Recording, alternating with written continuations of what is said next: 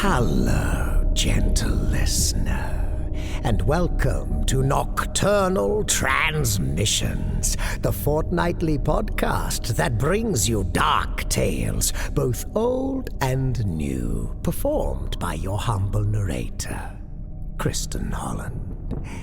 This episode, we go old, with a story from Mr. Ghost Story himself, M.R.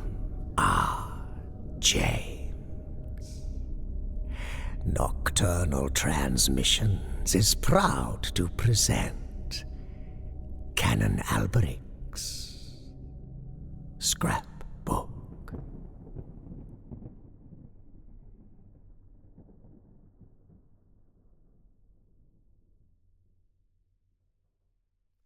Saint-Bertrand de Camanche is a decayed town on the spurs of the Pyrenees, not very far from Toulouse, and still nearer to Bagnères-de-Luchon.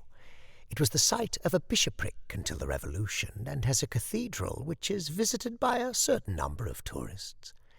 In the spring of 1883, an Englishman arrived at this old-world place. I can hardly dignify it with the name of city, for there are not 1,000 inhabitants. He was a Cambridge man who had come specially from Toulouse to see St. Bertrand's church, and had left 2 friends who were less keen archaeologists than himself in their hotel at Toulouse, under promise to join him on the following morning. Half an hour at the church would satisfy them, and all 3 could then pursue their journey in the direction of Auch.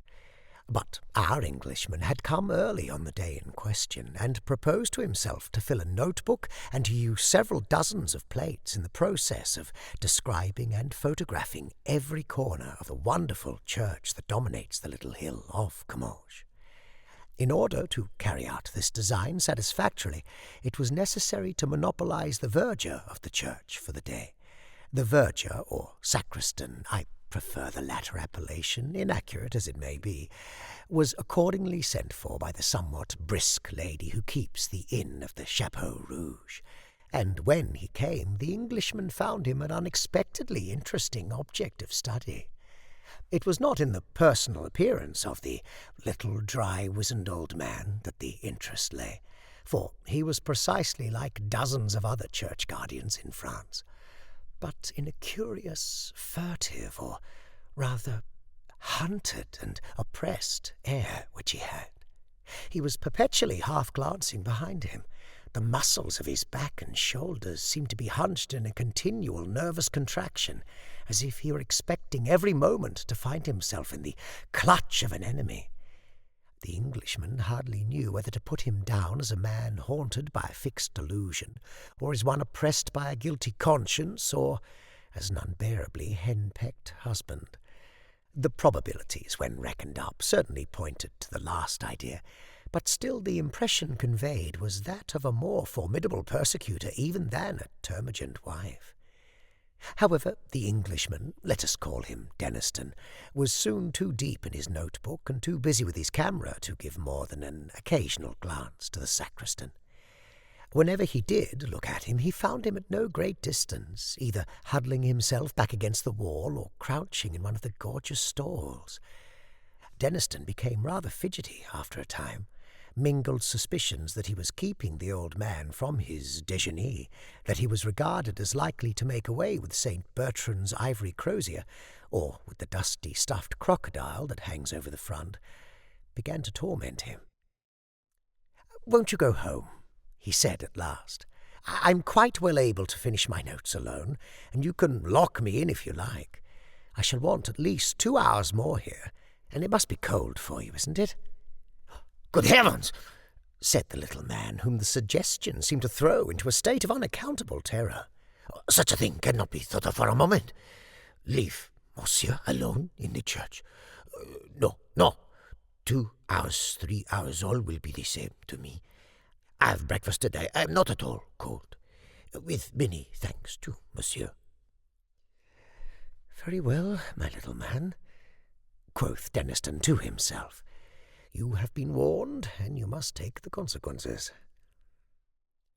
Before the expiration of the 2 hours, the stalls, the enormous dilapidated organ, the choir screen of Bishop Jean de Montlion, the remnants of glass and tapestry, and the objects in the treasure chamber had been well and truly examined.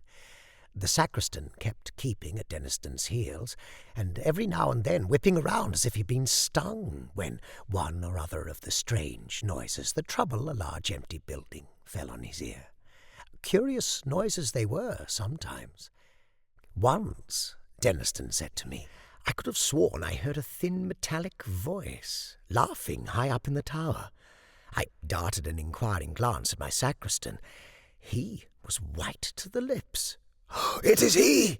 Oh, that is, it is no one. The door is locked," was all he said. And we looked at each other for a full minute. Another little incident puzzled Deniston a good deal. He was examining a large, dark picture that hangs behind the altar, one of a series illustrating the miracles of Saint Bertrand. The composition of the picture is well nigh indecipherable, but there is a Latin legend below, which runs thus: "How Saint Bertrand delivered a man whom the devil long sought to strangle." Deniston was turning to the sacristan with a smile and a jocular remark of some sort on his lips, but he was confounded to see the old man on his knees, gazing at the picture with the eye of a suppliant in agony, his hands tightly clasped, and a rain of tears on his cheeks. Deniston naturally pretended to have noticed nothing, but the question would not go away from him. Why should a daub of this kind affect anyone so strongly?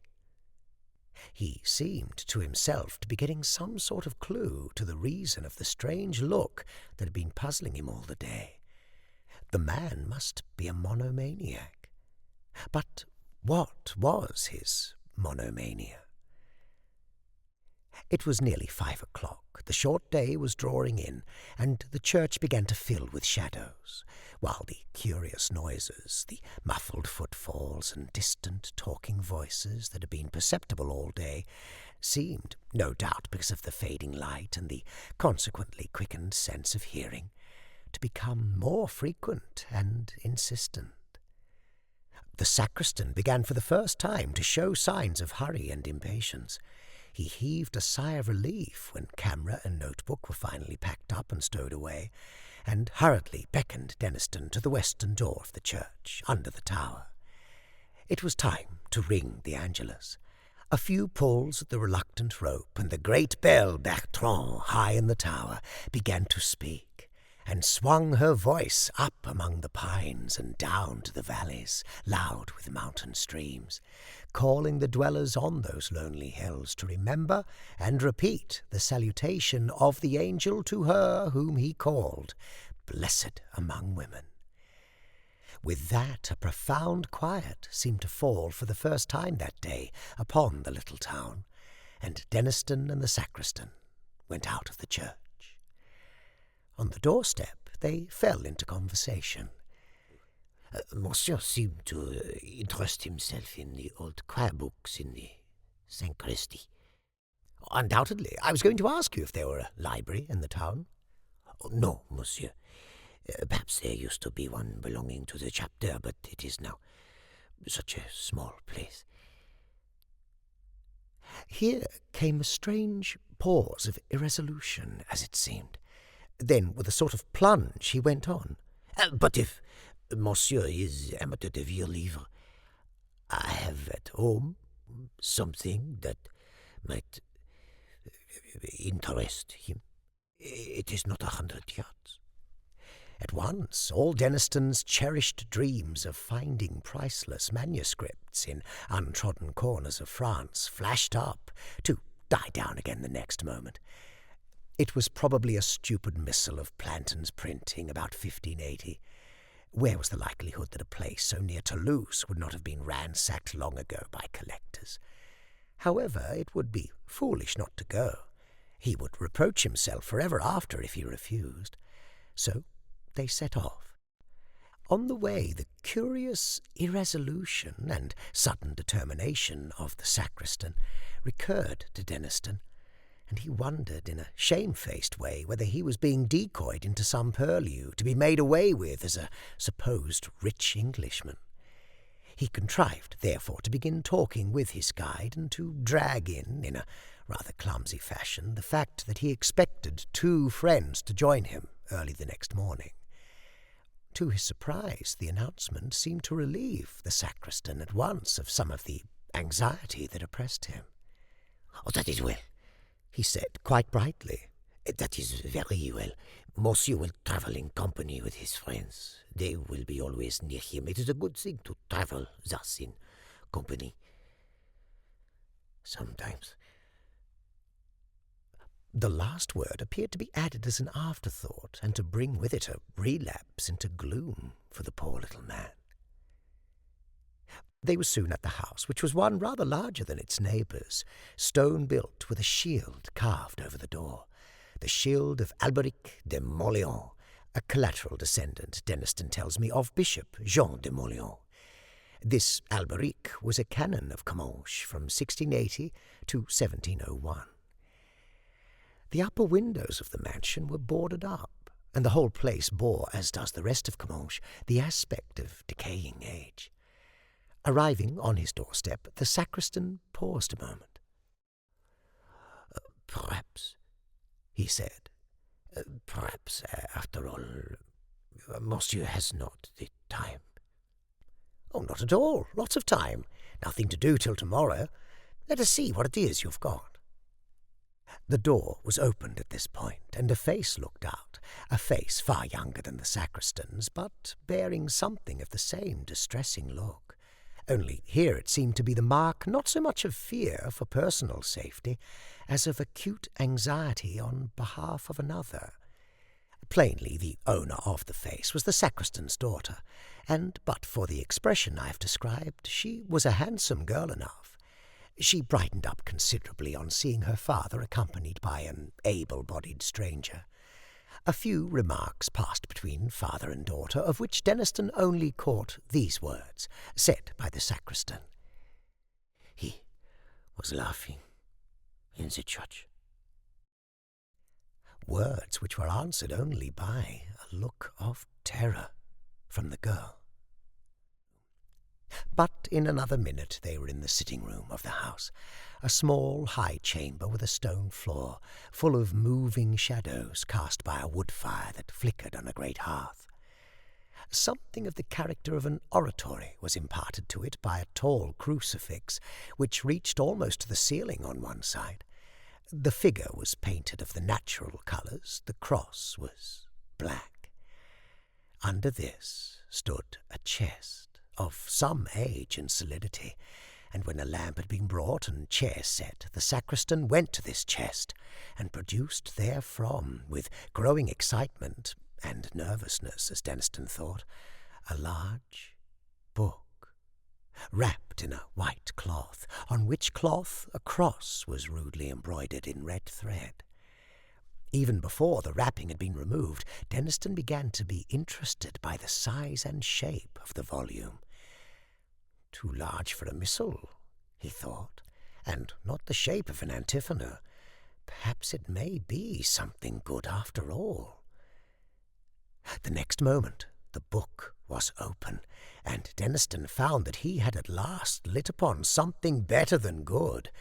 Before him lay a large folio, bound perhaps late in the 17th century, with the arms of Canon Alberic de Mauleon stamped in gold on the sides. There may have been 150 leaves of paper in the book, and on almost every one of them was fastened a leaf from an illuminated manuscript. Such a collection Deniston had hardly dreamed of in his wildest moments. Here were 10 leaves from a copy of Genesis illustrated with pictures which could not be later than AD 700. Further on was a complete set of pictures from a Psalter of English execution of the very finest kind that the 13th century could produce. And perhaps best of all, there were 20 leaves of uncial writing in Latin, which, as a few words seen here and there told him at once, must belong to some very early, unknown patristic treatise. Could it possibly be a fragment of the copy of Papias on the words of our Lord, which was known to have existed as late as the 12th century at Nîmes? In any case, his mind was made up. That book must return to Cambridge with him, even if he had to draw the whole of his balance from the bank and stay at St. Bertrand till the money came. He glanced up at the sacristan to see if his face yielded any hint that the book was for sale. The sacristan was pale, and his lips were working. If monsieur will turn on to the end, he said. So Monsieur turned on, meeting new treasures at every rise of a leaf, and at the end of the book he came upon 2 sheets of paper, of much more recent date than anything he had seen yet, which puzzled him considerably. They must be contemporary, he decided, with the unprincipled Canon Alberic, who had doubtless plundered the chapter library of Saint Bertrand to form this priceless scrapbook. On the first of the paper sheets was a plan, carefully drawn and instantly recognizable by a person who knew the ground, of the south aisle and cloisters of St. Bertrand's. There were curious signs looking like planetary symbols, and a few Hebrew words in the corners, and in the northwest angle of the cloister was a cross drawn in gold paint. Below the plan were some lines of writing in Latin, which ran thus: Answers of the 12th of December, 1694. It was asked, Shall I find it? Answer, Thou shalt. Shall I become rich? Thou wilt. Shall I live an object of envy? Thou wilt. Shall I die in my bed? Thou wilt. A good specimen of the treasure hunter's record. Quite reminds one of Mr. Minor Canon Quatremain in Old St. Paul's, was Deniston's comment, and he turned the leaf. What he then saw impressed him, as he has often told me, more than he could have conceived any drawing or picture capable of impressing him. And though the drawing he saw is no longer in existence, there is a photograph of it, which I possess, which fully bears out that statement. The picture in question was a sepia drawing at the end of the 17th century, representing, one would say at first sight, a biblical scene. For the architecture, the picture represented an interior, and the figures had that semi-classical flavour about them, which the artists of 200 years ago thought appropriate to illustrations of the Bible. On the right was a king on his throne, the throne elevated on 12 steps, a canopy overhead, soldiers on either side. Evidently, King Solomon. He was bending forward with outstretched sceptre, in attitude of command. His face expressed horror and disgust, yet there was in it also the mark of imperious command and confident power. The left half of the picture was the strangest, however. The interest plainly centred there. On the pavement before the throne were grouped 4 soldiers, surrounding a crouching figure, which must be described in a moment. A 5th soldier lay dead on the pavement, his neck distorted, and his eyeballs staring from his head. The 4 surrounding guards were looking at the king. In their faces the sentiment of horror was intensified. They seemed, in fact, only restrained from flight by their implicit trust in their master. All this terror was plainly excited by the being that crouched in their midst. I entirely despair of conveying by any words the impression which this figure makes upon anyone who looks at it. I recollect once showing the photograph of the drawing to a lecturer on morphology, a person of, I was going to say, abnormally sane and unimaginative habits of mind.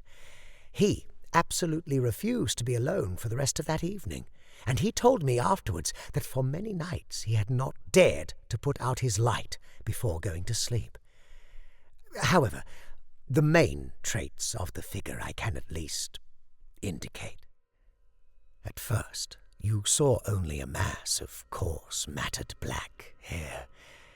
Presently it was seen that this covered a body of fearful thinness, almost a skeleton, but with the muscles standing out like wires. The hands were of a dusky pallor, covered like the body with long, coarse hairs, and hideously taloned.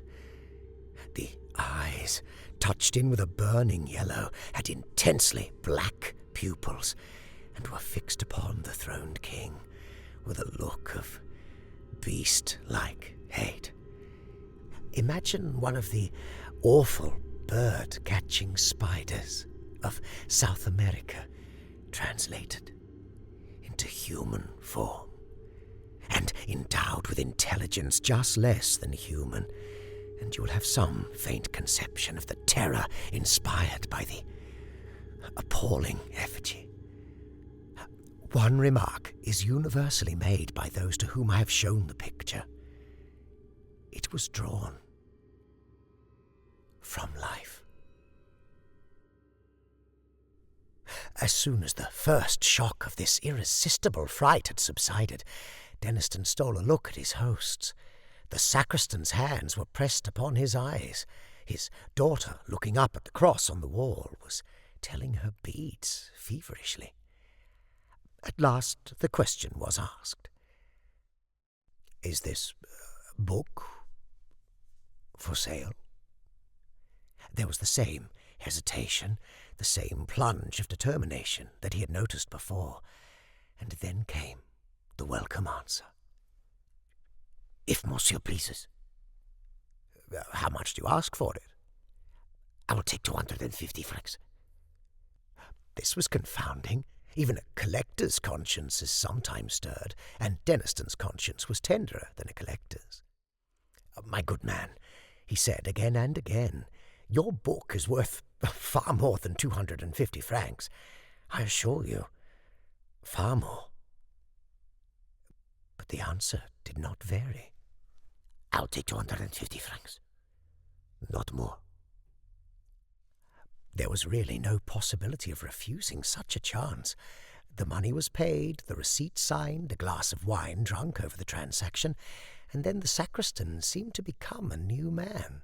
He stood upright, he ceased to throw those suspicious glances behind him. He actually laughed, or tried to laugh. Denniston rose to go. "I shall have the honour of accompanying monsieur to his hotel," said the sacristan. "Oh, no thanks, it isn't 100 yards. I know the way perfectly, and there's a moon." The offer was pressed 3 or 4 times, and refused as often.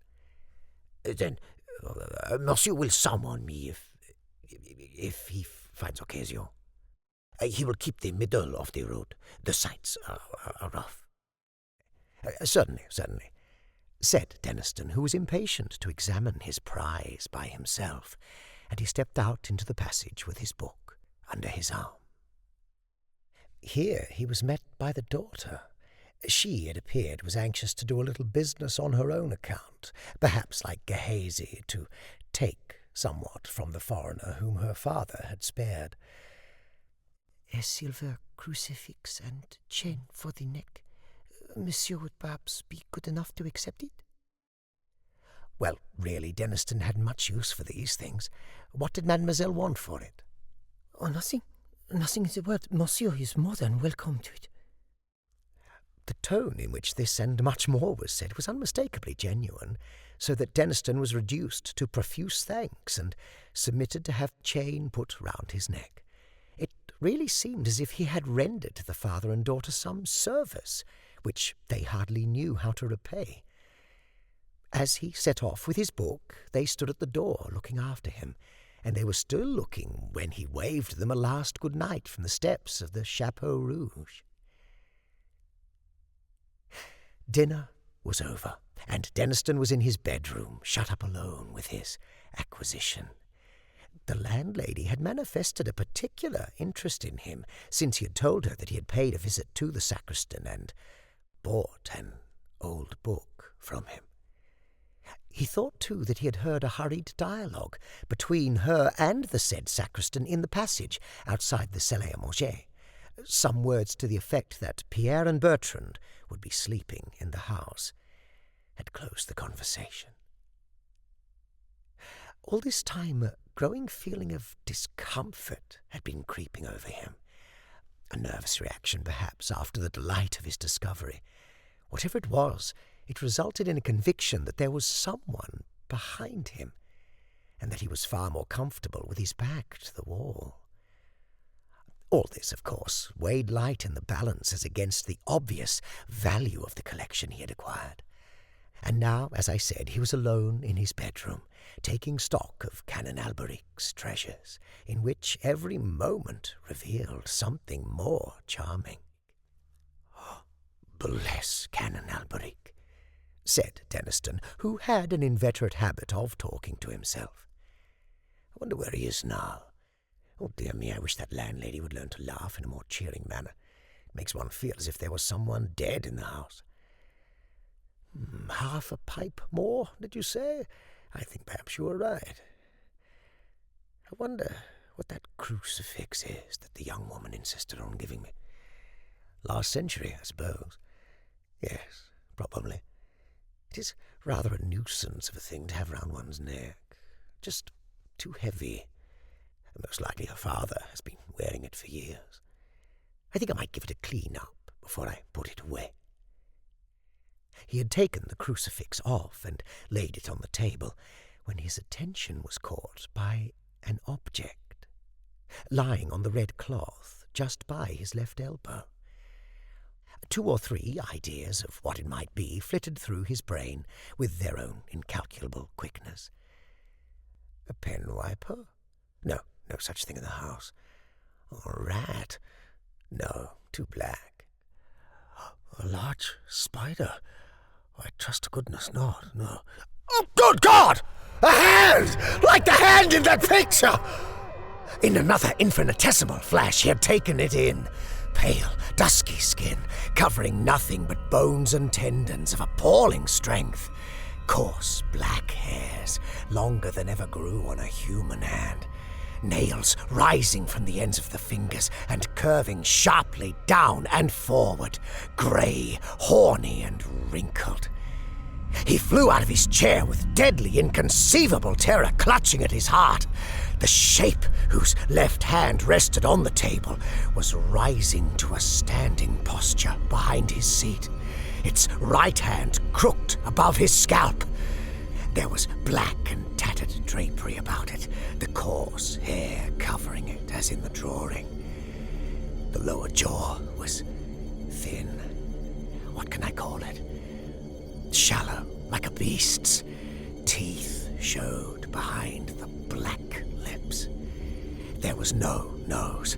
The eyes of a fiery yellow, against which the pupils showed black and intense, and the exulting hate and thirst to destroy life which shone there were the most horrifying features in the whole vision.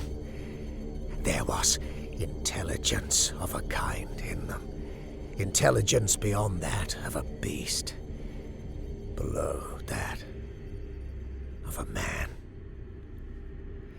The feelings which this horror stirred in Denniston were the intensest physical fear and the most profound mental loathing. What did he do? What could he do? He has never been quite certain what words he said, but he knows that he spoke, that he grasped blindly at the silver crucifix, that he was conscious of a movement towards him on the part of the demon, and that he screamed with the voice of an animal in hideous pain. Pierre and Bertrand, the 2 sturdy little serving men who rushed in, saw nothing, but felt themselves thrust aside by something that passed out between them, and found Denniston in a swoon. They sat up with him that night, and his 2 friends were at Saint-Bertrand by 9 o'clock next morning. He himself, though still shaken and nervous, was almost himself by that time, and his story found credence with them, though not until they had seen the drawing and talked with the sacristan. Almost at dawn, the little man had come to the inn on some pretense, and had listened with the deepest interest to the story retailed by the landlady. He showed no surprise. "It is he. It is he. I have seen him myself," was his only comment, and to all questionings but one reply was vouchsafed. "Des fois je l'ai vu, mille fois je le senti." He would tell them nothing of the provenance of the book, nor any details of his experiences. "I shall soon sleep, and my rest will be sweet. Why should you trouble me?" he said. We shall never know what he or Canon Alberic de Montléon suffered. At the back of that fateful drawing were some lines of writing which may be supposed to throw light on the situation. The Dispute of Solomon with the Demon of the Night, drawn by Alberic de Montléon. Versicle, O Lord, make haste to help me. Psalm, Whoso dwelleth, 91. Saint Bertrand, who puttest devils to flight, pray for me, most unhappy. I saw it first on the night of December 12th, 1694. Soon I shall see it for the last time. I have sinned and suffered, and have more to suffer yet. December 29th, 1701. I have never quite understood what was Deniston's view of the events I have narrated. He quoted to me once a text from Ecclesiasticus. Some spirits there be that are created for vengeance, and in their fury lay on sore strokes. On another occasion he said, Isaiah was a very sensible man. Doesn't he say something about night monsters living in the ruins of Babylon? These things are rather beyond us at present. Another confidence of his impressed me rather, and I sympathized with it. We had been last year to Comminges to see Canon Alberic's tomb. It is a great marble erection with an effigy of the canon in a large wig and soutane, and an elaborate eulogy of his learning below. I saw Deniston talking for some time with the vicar of St. Bertrand's, and as we drove away he said to me, I hope it isn't wrong. You know I am Presbyterian, but I believe there will be saying of Mass and singing of dirges for Alberic de Montléon's rest. Then he added with a touch of the northern British in his tone, I had no notion they came so dear. The book is in the Wentworth collection at Cambridge. The drawing was photographed and then burnt by Deniston on the day when he left Comminges on the occasion of his first visit.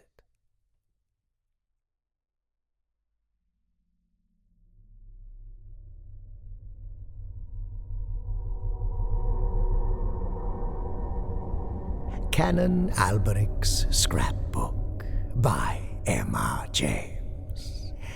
This episode was made possible thanks in no small part to the generous assistance of our Patreon subscribers, into whose ranks we welcome new acolytes, Laura Niranen, Banjo Belly, Michael Greenwood, and Anthony. Welcome, Laura, Banjo, Michael, and Anthony. Welcome, and thank you. We would like now to extend another extra big thank you to our esteemed cohorts, those occupying the highest tier of support on Patreon, for their matchless dedication to our dark cause.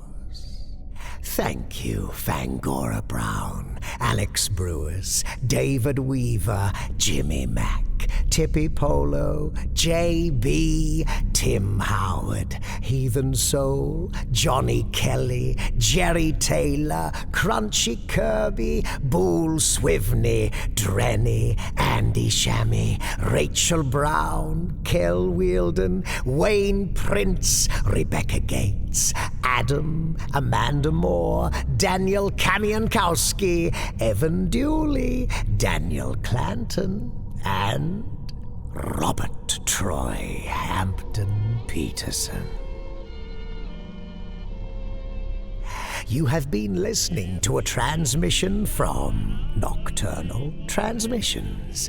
All non-public domain stories are featured with the permission of the authors. All voices and production are concocted by Kristin Holland. Until next time, as always, watch the skies, fear the dark, and don't trust anyone. Especially yourself. Good night, gentle listener.